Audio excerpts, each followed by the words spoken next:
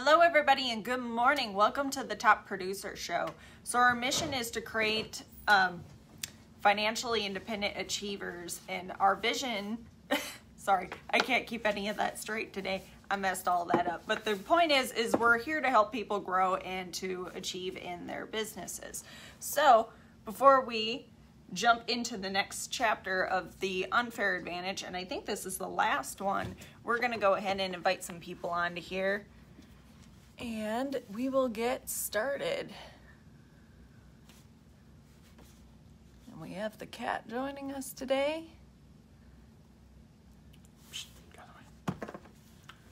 She thinks she has to be part of everything, so hello.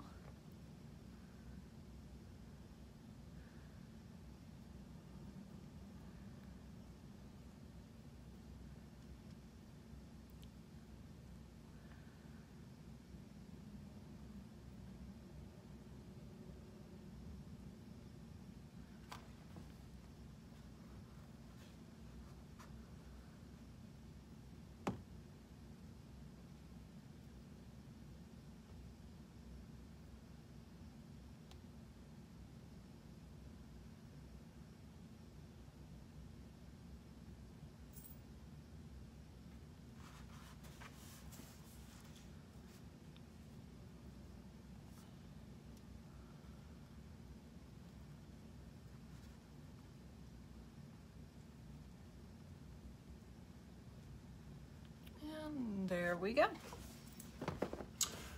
Okay, so we're wrapping this book up. This last section, the unfair ROI, which stands for Return on Investment. Fantastic book. The unfair advantage, there's several unfair advantages: knowledge, taxes, debt, risk, compensation, just to name a few. Of the different things that, you can make yourself an unfair advantage pretty easily simply by getting a cat. No. Getting a cat. Yep. Simply by the knowledge that you acquire in what Robert Kiyosaki calls financial education.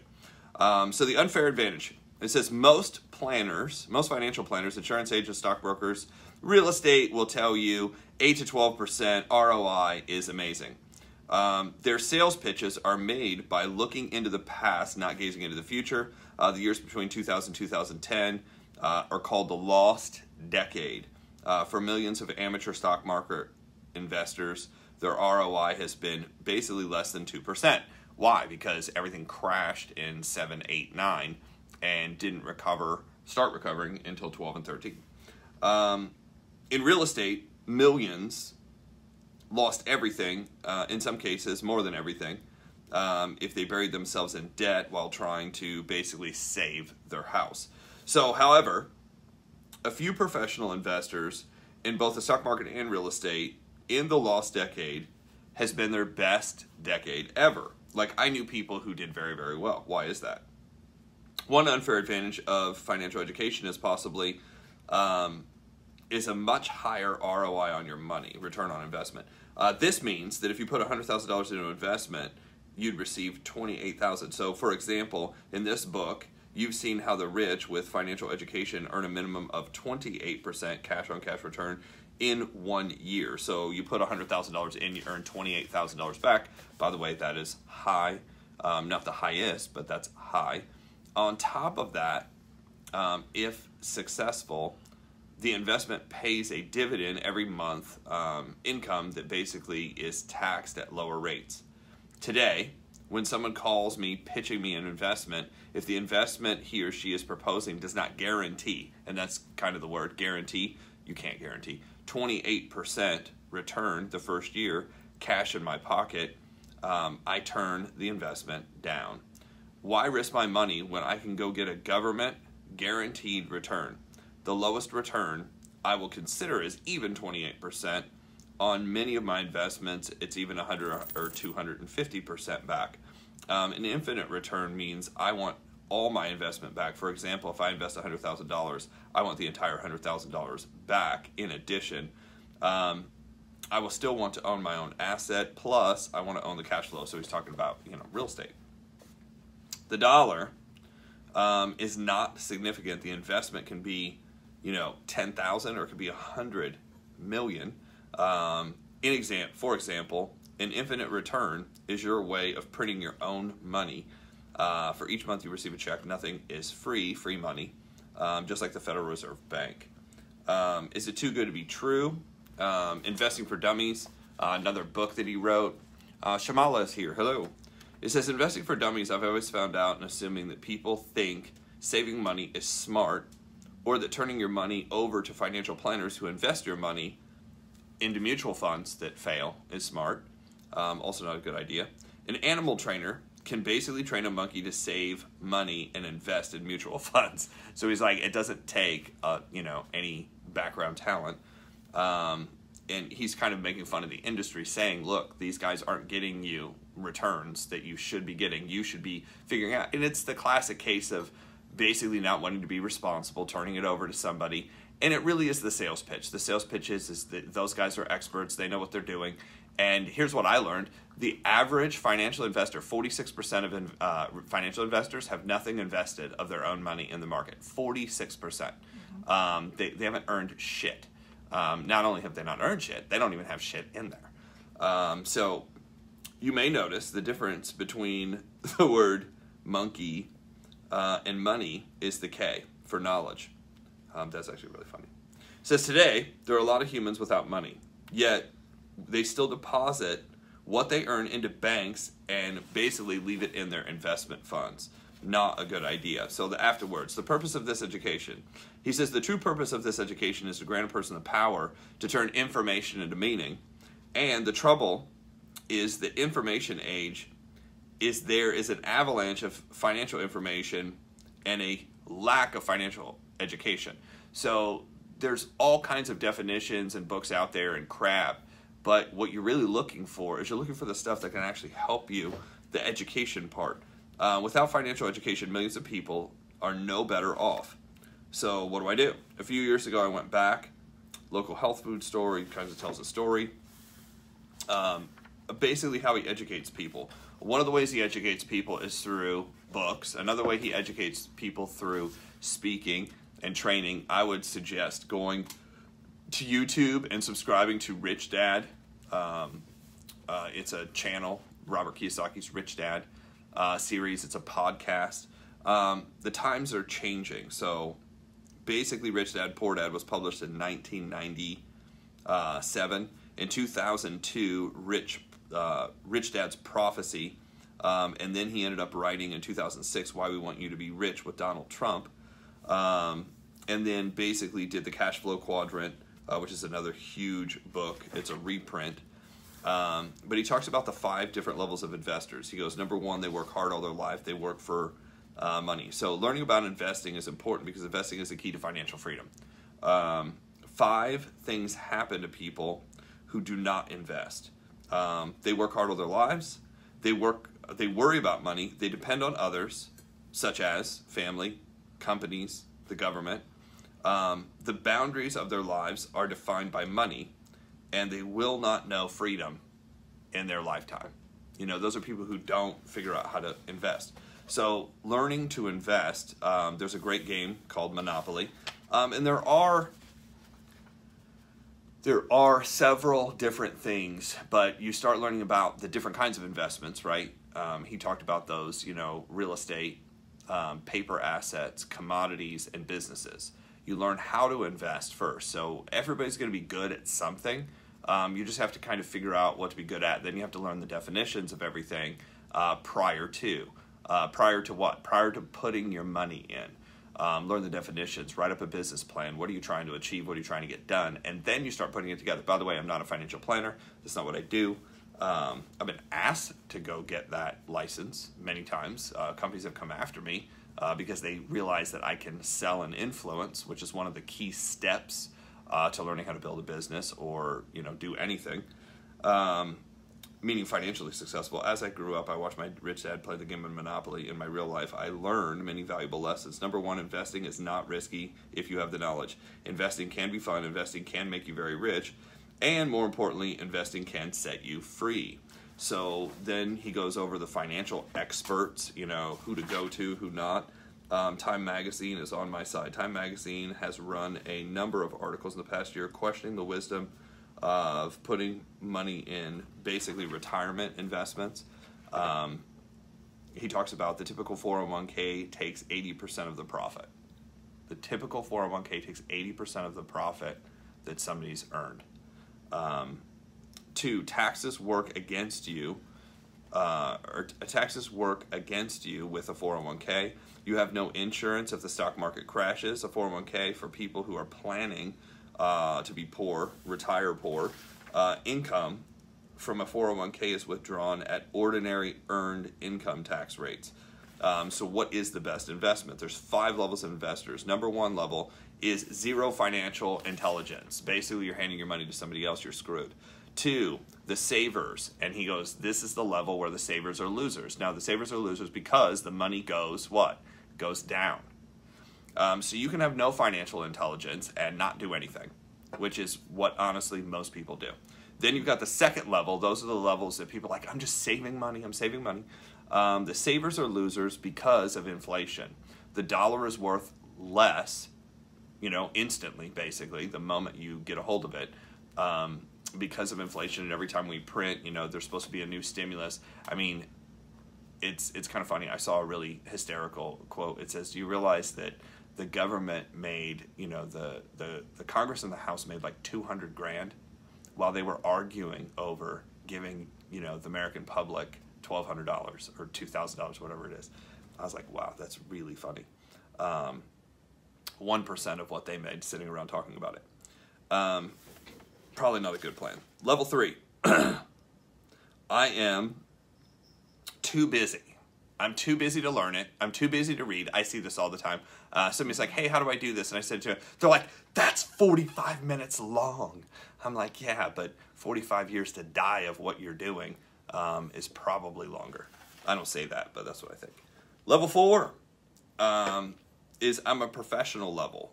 I'm learning the game. Basically, I'm a student of the game. I'm trying to learn everything I can, figure it out, the cash flow quadrant. Which kind of assets do I want to go into? Business, real estate, paper assets, commodities. What do I like best? What suits me the best? And here's the key. The fastest way to wealth is a mentor. The fastest way to wealth is find a mentor. Find somebody who already has what you want and figure out a way to work with them. If you can work for them, awesome. But most of the time, those guys won't hire you. But work with them, which means you're going to have to learn sales skills. And number 5, the capitalist level, is basically where you learn a little bit of everything. The S quadrant investor usually uses his or her own money to invest. The B quadrant investor uses OPM, other people's money. This is one of the major differences between level 4 and level 5 investors. The S investor is often a solo investor. So also stands for the smartest. The B investor comes with a team. So like mergers and acquisitions, if you ever read about Dan Pena talks a lot about this. The S quadrant investor earns less than the B quadrant investor, but the S quadrant investor often pays higher taxes than the B quadrant investor. The S quadrant also stands for selfish. The more selfish they are, the more money they usually make.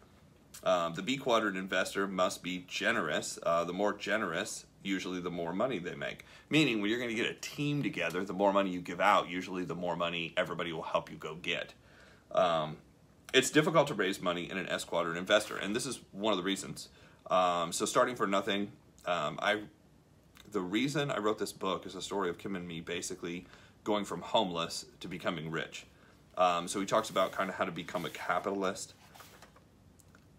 He said, where are you? Take a moment and assess where you're at today. Are you a level 1 investor? Are you a level 2 investor? Which, level are you? So he kind of goes over it. It's your choice. One of the great things about the freedom is to choose where you want to live and how you want to live. So this is where you kind of have to sit down and say, where do I want to go? Where do I want to be in 2 to 5 years? And this is one of the reasons I like direct sales and MLM and network marketing so much, is because what if you could just fund your own? That's what really it gives you the ability to do. If you think about 3 incomes, income number 1 is a high paid skill. That's whatever you do for your job, your work, whatever. And you want to find something that will pay you $100,000 to $200,000. And here's what I can tell you. If you're not studying something that's going to make $100,000 to $200,000, stop studying it. Stop studying it, stop paying for it, drop out, realign yourself, and go look. I mean, this is a great way to do it. You know, people, I kind of show this to people on paper, but if you look at like lifestyle, right? If you go $10 an hour, $20 an hour, $40 an hour, let's just jump to $80 an hour, you know, $200 an hour, $500 an hour. If you look in those categories, what most people do is they cut themselves off somewhere around $20, $30. Most people can't even get to $40 an hour in their head. Now, why is that? Well, because you're basically going to be attracted to what you're comfortable with. You're going to be attracted to what you're comfortable with. And if you grew up in a $100,000 house, it's more likely that you'll buy a $100,000 house. If you grew up in $1 million house, it's more likely that you will own $1 million house. Why? It's not because it's what's affordable. It's because it's what you're comfortable with. So you want to specifically target something that makes six figures. So people tell me all the time, but Jeff, I don't have, and then they go into their excuses. And this is really the reason that holds them back from actually making money. You know, I don't have an education. I don't have the right contacts. I didn't go to the right school. All this basically bullshit that you tell yourself to keep yourself where you're at. The reality is you can go out and make $100,000 tomorrow. What do you have to do? You have to choose something that makes $100,000. And people ask me all the time, well, where do I find that? Well, you're on the internet all the time anyway. Why don't you actually plug something useful into Google? Not that Google gives you all the right information all the time, because obviously it doesn't, but you could pull up, you know, careers that make $100,000. You could pull that up. Careers that pay $100,000 or careers that pay over $100,000. Watch this. You can also write in without a degree, right, Tony? You know, there are careers out there that you can go out and start and earn six figures without a degree. Now, you might need a certification, you might need some licensing, you might need some training, but you don't have to go get a 2, 3, 4-year degree to earn six figures. Now, you can do it that way, but that's obviously not the fastest way to do it. You can do it through hard work. So number one, income is a high-paid skill. Number two, income is a scalable business. A scalable business. Now, the purpose of a scalable business is to create cash flow. The purpose of a scalable business is to create cash flow to do a couple things, you know, to be able to pay off debt and then to be able to invest. But here's what to invest in. Invest in something that's a high ROI, like what Robert Kiyosaki is talking about, that will actually pay you long term. You know, as he said, if you look at mutual funds and 401ks, that's all shit. That's stuff that was created by the financial institutions to rob middle class. It basically was created to rob the middle class. And I think you even wrote that in a book. You know, here's the way to rob the middle class. Tony Robbins goes on to talk about it's absolutely fraud. And you have to know the difference between a broker and a fiduciary and some of these financial terms and all the shit that they basically throw at you that sounds really good, that's horrible, with the fees and the costs and the percentages. And the reality is people are stealing from people. And here's the real issue. I've talked to financial people and they don't even know that. They don't even know that. I mean, like we already said, 46% of people who have a financial license don't actually invest, period. So half of the ones trying to tell you to do something have no actual experience doing it. They don't actually do it themselves. So kind of scary, but true.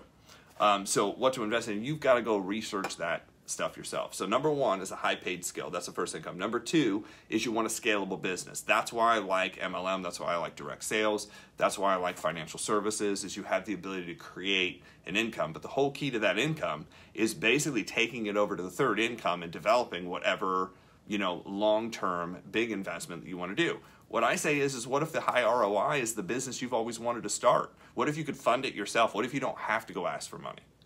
You know, because if you don't have to go ask for money, you don't have to make any decisions based on what other people are telling you to do. The fastest way to get there is a mentor who already has figured it out and gotten there. So that's the fastest way to get all this stuff set up and rolling. So he talks about a final word of investing to most people, especially in the E and S side of the quadrant. The higher your return, the higher your risk, the higher your taxes. So the person accepting a 10% return already assumes that there's more risk in an investment than a 3% return. So that's why people are willing to basically satisfy with these 3 and 6 and 4 and 5% returns that are just garbage. And the reason I say they're garbage is inflation is eating that up faster than it's going up. So you're actually going, I mean, can you imagine that? You're investing, earning a return, and going backwards because it buys less. In my world, high ROI stands for return on information. It's the information you have that will actually make you wealthy, not the actual investment itself. So he goes on to say, you know, $25 wasn't a lot of money. $25 wasn't a lot of money when he was investing in real estate and earning $25 a house, and they bought enough houses to get to $10,000, which is insanity. But once they had that portfolio of 600 properties or 300 properties or whatever the hell it was, he had $10,000 coming in. Now, the idea behind single-family homes is, you know, that's really risky because obviously if you have a single-family home and you have a $1,000 payment and somebody doesn't pay, then you owe the $1,000, right? Because you got to keep the credit up to be able to keep the house. So that's a risky situation. What Grant Cardone and many other investors say is what you want to do is you want to get into multifamily, because obviously if there are 4 people or 5 people, because multifamily kind of starts, you know, there's doubles, there's triples, there's quads, but when you get into over 5, what he says is buy 16 or above, because if you buy 16 or above and 2 to 4 people, you have unoccupied 2 to 4 units, you still are profitable and probably breaking even. When they are completely full, you're really making some money. And he goes, it's just as hard to get into those as it is to anything. You just kind of have to look for them and find. There's a lot of contract investing, meaning you don't actually have to go to a bank to get the money. They will personally finance it to you. You just, you know, there's courses out there on how to buy multi-unit. And I'm not saying that's what you should do, because I'll be honest, I have some friends that are like, I want to be an investor. And I'm like, no, you shouldn't be an investor, you know, until you get your personality and other things aligned, because that's not going to work out for you. Before reading any further, complete this explanation cash flow quadrant. What level investor are you? You kind of have to know that. 2, what level investor do you want to be? So that is basically, he's got a bonus worksheet here of like cash flow and kind of going through what to do. What was the last? Because there was a pyramid here of, I think.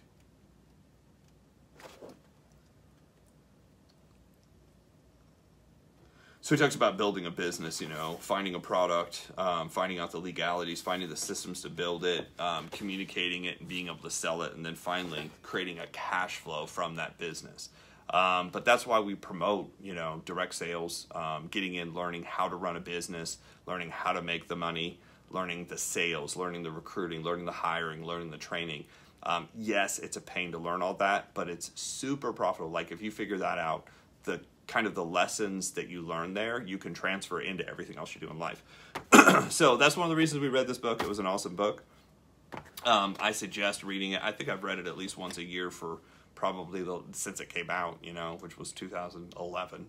And I reference it a lot because it was one of the game changers when I realized, yes, ideas, watch this, ideas create income. Ideas create income. There are ideas that people have right now that the moment that idea hits paper and is told to another person, somebody's willing to put up the money to invest in it. And there's millions and billions of dollars out there that are sitting making no return at all, that the moment that idea comes up, you know, into a business plan with the right people around it, people are willing to invest money in it and it takes off. We've seen it happen over and over and over and over again.